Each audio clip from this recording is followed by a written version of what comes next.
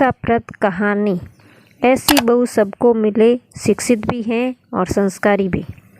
अपने गोपाल की इतनी अच्छी कंपनी में नौकरी लग गई है, अब हमें उसकी शादी कर देनी चाहिए।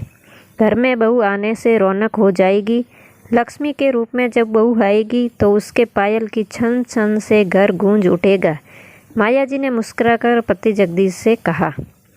फिर वो उत्साहित होकर बोली कि मेरी नज़र में एक लड़की है, वो मेरे मामा का बेटा है ना, उसके साले की बेटी है। पिछली बार वहाँ भागवत कथा के आयोजन में मिली थी। मुझे तो रूपा का रूप एक नज़र में भा गया। सामान्य पढ़ी लिखी है, हमें ज़्यादा पढ़ी लिखी लड़की भी नहीं चाहिए। उनमें नाम के संस्कार नहीं होते हैं। ये आजकल की मॉडर्न लड़कियों को ससुराल में सास ससुर तो फूटी आँख नहीं सुहाते हैं, जरा भी मान सम्मान नहीं करती हैं, बस अपने मोबाइल, मेकअप और मस्ती में लगी रहती हैं। जगदीश जी ने माया जी की बात सुनी। इतनी जल्दीबाजी मत करो, हो सकता है अपने गोपाल ने कोई लड़की पसंद कर रखी हो। हम उसकी पसंद की लड़की से ही शादी करेंगे। नहीं, ये मैं न होने नहीं दूंगी। वो अपने बराबर की लड़की से शादी करेगा, फिर वो हमें इस घर से निकाल देगी। माया जी अपने ही नकारात्मक विचारों में उलझ रही थी। ऐसा कुछ नहीं होगा, बल्कि आजकल की लड़कियां ज़्यादा समझदार होती हैं, जगदीश जी ने समझाया। तभी गोपाल आ गया। माँ, एक लड़की है, मैं उसी से शादी करना चाहता हूँ। ये सुनकर माया जी के रोंगटे खड़े हो गई। वो घबरा कर बोली, कौन है? मेरे ऑफिस में है और मेरे साथ ही काम करती है। ये सुनकर माया के चेहरे पर सिकन छा गई। जाने कैसी होगी। गोपाल माँ के विचारों को जानता था। वो बोला, माँ बहुत अच्छी हैं, आप मिलकर तो देखो। आखिरकार गोपाल जी की जिद के आगे माया जी को झुकना पड़ा। सुंदर रूप वाली सोनिया बहू बनकर घर पर आ गई। सोनिया उच्च शिक्षित और नौकरी पेशा थी। उसके आने से माया के मन में एक डर बैठ गया था, अपने इकलौते बेटे गोपाल को खोने का डर। अगले दिन सभी रिश्तेदारों से घर भरा था। सोनिया सलीके से कमरे से साड़ी पहनकर निकली और सब बुजुर्गों के पाँव छुए। ये देखकर बुआ सास ने चुटकी ली। बहू, आजकल की लड़कियां कहाँ पाँव छूती हैं, तुम भी रहने दो। बुआ जी, मैं तो पाँव छू रही हूँ और आपको आशीर्वाद भी देना होगा। पाँव छूने में कैसी शर्म, बड़ों का आशीर्वाद ही मिलता है। ये हमारी संस्कृति है, पाँव छूना हमारी परंपरा है। ये सुनते ही बुआ सास खुश हो गई और सोनिया को ढेर सारे आशीर्वाद दिए। उसके अगले दिन रसोई में पहली बार कुछ मीठा बनाना था। सोनिया ने बड़ा ही अच्छा सूजी का हलवा बनाया। सबको पसंद आया। सबने खूब तारीफ की। तुम्हें रसोई का काम आता है?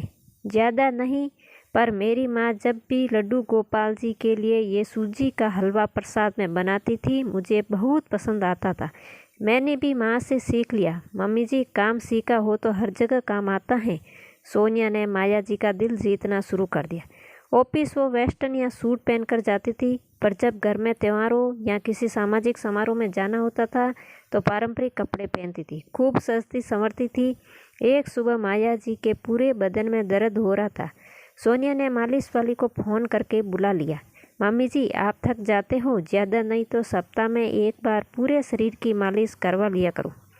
ये वीरवती है, हर शनिवार आपकी मालिश कर दिया करेगी। सोनिया जगदीश जी की भी दवाइयों का पूरा क्या ध्यान रखती थी। दोनों के खान पान से अनहेल्दी चीज़ों को निकाल कर हेल्दी चीज़ें शामिल कर दी, ताकि पौष्टिक आहार मिले और सभी स्वस्थ रहे। यूँ तो खाना बनाने वाली आती थी, पर क्या बनेगा इस पर सोनिया ही बताती थी। माया जी और जगदीश जी की शादी की सालगिरह आई। सोनिया और गोपाल सभी पहले मंदिर गए, फिर वहीं से उन्हें गौशाला ले गई। वहाँ उनके हाथों से दान करवाया। शाम को अनाथ आश्रम और वृद्धा आश्रम में खाना खिलाया गया। माया जी और जगदीश जी ने पहली बार अपनी सालगिरह इस तरह मनाई। दोनों को बहुत खुशी थी और अब गर्व था कि सोनिया उनकी बहू है। आने जाने वाले रिश्तेदारों की भी अच्छी आवभगत करती थी। माया जी मन ही मन सोचने लगी, इतना ध्यान तो कभी गोपाल ने भी नहीं रखा जितना सोनिया रख रही है। पहला तीज का त्यौहार आया। माया जी ने बोला, तुम शाम को 5 उंगलियां और हाथ में बस मेहंदी का गोल टीका लगा लेना। वैसे भी आजकल की बहुओं के पास वक्त कहाँ है मेहंदी लगवाने का। मम्मी जी, मुझे मेहंदी का बहुत शौक़ है। मैंने ऑफिस से आधे दिन की छुट्टी ले ली है। मेहंदी वाली भी बुक कर ली है। मैं चारों हाथ पैर बनवाऊंगी। मेरी पहली तीज है। सोनिया चहकते हुए बोली, और हाँ, मेरे लिए वो सबसे भारी वाली चांदी की पाजेब लॉकर से मंगवा देना। मुझे पायल की छन छन बहुत पसंद है। ऑफिस जाने के कारण कुछ पहन नहीं पाती, पर 2 दिन घर में तो पहन लूँगी। माया जी की बातें खिल गई। जहाँ सोनिया सुंदर, समझदार, उच्च शिक्षित, नौकरी पेशा थी, वहीं दूसरी तरफ बड़ों का सम्मान करने वाली, रीति रिवाजों और परंपराओं को निभाकर चलने वाली थी। तीज की पूजा की भी सोनिया ने विधिवत रूप से की। सुंदर सी लाल साड़ी पहनी और गहरी रची मेहंदी भरे हाथ उसके रूप रंग को और भी 4 चांद लगा रहे थे। सोनिया की पायल की छन छन से घर संगीतमय हो रहा था। सोनिया जितनी आधुनिक सोच रखती थी, उतनी ही अपनी संस्कृति और परंपराओं से जुड़ी हुई थी। माया जी के चिंता के बादल छट गए। अब उन्हें सोनिया अच्छी लगने लगी थी। मम्मी जी, आप क्या सोच रही हैं? सोनिया ने हाथ में चाय का कप देते हुए पूछा। तुम्हारे ही बारे में सोच रही थी। मैं गोपाल से तुम्हारी शादी के खिलाफ थी। मुझे लगा ज़्यादा पढ़ी लिखी लड़कियां अच्छी नहीं होती हैं। वो घर तोड़ देती हैं, परंपराओं को दकियानुसी करार देती हैं। ये सुनकर सोनिया बोली, मम्मी जी, मैं शिक्षित भी हूँ और संस्कारी भी। पापा ने उस शिक्षित बनाने में कोई कसर नहीं छोड़ी और मम्मी ने हर तरह के संस्कार दिए हैं। बड़ों की इज्जत करना, उनका ध्यान रखना मैंने मम्मी से सीखा है। वो मेरे दादाजी और दादी जी का बहुत ख्याल रखती थी। हम भी बचपन से सबकी परवाह करें ऐसे संस्कारों के बीज बोए हैं। शिक्षित होने का ये मतलब नहीं है हम सामान्य नैतिकता भूल जाएं। हमारी शिक्षा हमारी जीविका एक तरफ है और हमारी परंपराएं, हमारे रीति रिवाज एक तरफ हैं।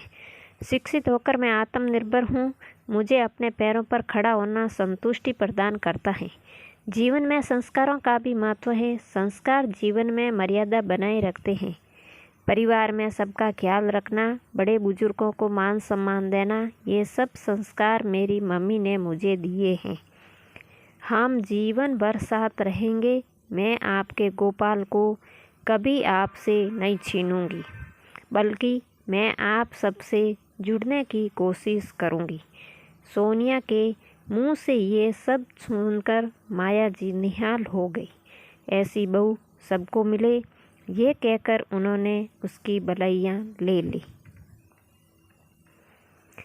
ये सच भी है। जरूरी नहीं है जो शिक्षित हो वो संस्कारी नहीं हो। संस्कार हमें घर से मिलते हैं, शिक्षा बाहर से। हमें दोनों के बीच में तालमेल बिठाना है। बच्चों को भी अपनी सभ्यता, संस्कृति, परंपराओं के बारे में सिखाना चाहिए। आजकल के शिक्षित लोग अपनी ही संस्कृति का मखौल बनाते हैं।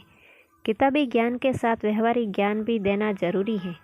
हमें अपनी संस्कृति और परंपराओं पर गर्व होना चाहिए।